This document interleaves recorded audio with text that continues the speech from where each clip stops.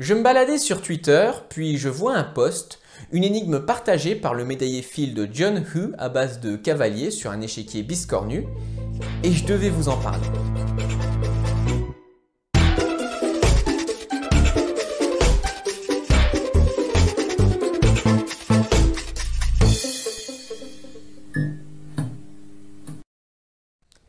Dans un article du New York Times partagé sur Twitter par le professeur Gautam Kamath, on peut lire une anecdote personnelle du mathématicien John Hu, récemment détenteur de la médaille Field, prix d'excellence en mathématiques. Alors qu'il était étudiant dans les années 90, John Hu jouait sur un ordinateur à une série d'énigmes à base de cavaliers et d'échiquiers. Voici un des niveaux du jeu qu'il décrit. Un quadrillage, une forme étrange avec 2 cavaliers noirs et 2 cavaliers blancs. En respectant les déplacements du cavalier, c'est-à-dire 2 cases dans une direction puis une en perpendiculaire, comment intervertir les cavaliers blancs et noirs, c'est-à-dire arriver à cette configuration.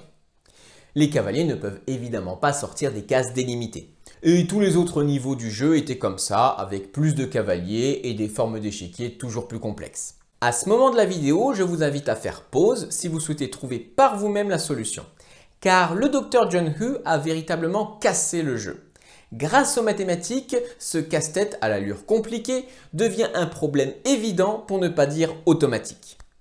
Vous voulez vraiment connaître cette astuce qui fera perdre à tout jamais votre intérêt pour cette énigme? Très bien. Mais je vous rassure, ça vaut le coup, car la méthode est terriblement simple et intelligente. Étudions notre échiquier. Commençons par numéroter les cases pour nous repérer. Partons d'un point de départ, la case 1 par exemple, et regardons quelles sont les cases accessibles pour un cavalier à partir d'ici. La seule possibilité est la case 5. Je vais lister le chemin de cases possibles au fur et à mesure. À partir de 5, il peut soit revenir en arrière, soit aller sur 7. Arrivé en 4, on se rend compte qu'on ne peut que revenir en arrière. On est donc au bout de nos possibilités. Regardons maintenant en 9. En fait, on peut aussi que revenir en arrière.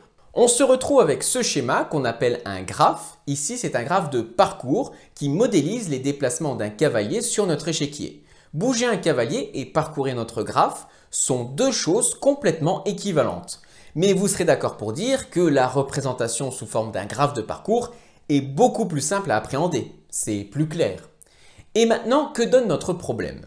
Échanger nos cavaliers revient à les interchanger sur le graphe en les faisant passer d'une case à l'autre. C'est à présent très simple à faire, on se rend compte que grâce à la case 9, on va pouvoir laisser passer les cavaliers blancs par exemple, puis ramener les cavaliers noirs à la bonne position. Et comme les deux problèmes sont équivalents, chaque étape sur le graphe me donne une correspondance sur mon échiquier. Je peux donc obtenir la résolution complète du problème. Cette énigme est vraiment très intéressante car elle illustre un point important des mathématiques, la réduction de problèmes. Le travail d'un mathématicien face à un problème est d'étudier et tester tous les points de vue possibles pour l'appréhender d'une autre façon. Trouver une autre vision des choses qui rend la résolution élémentaire.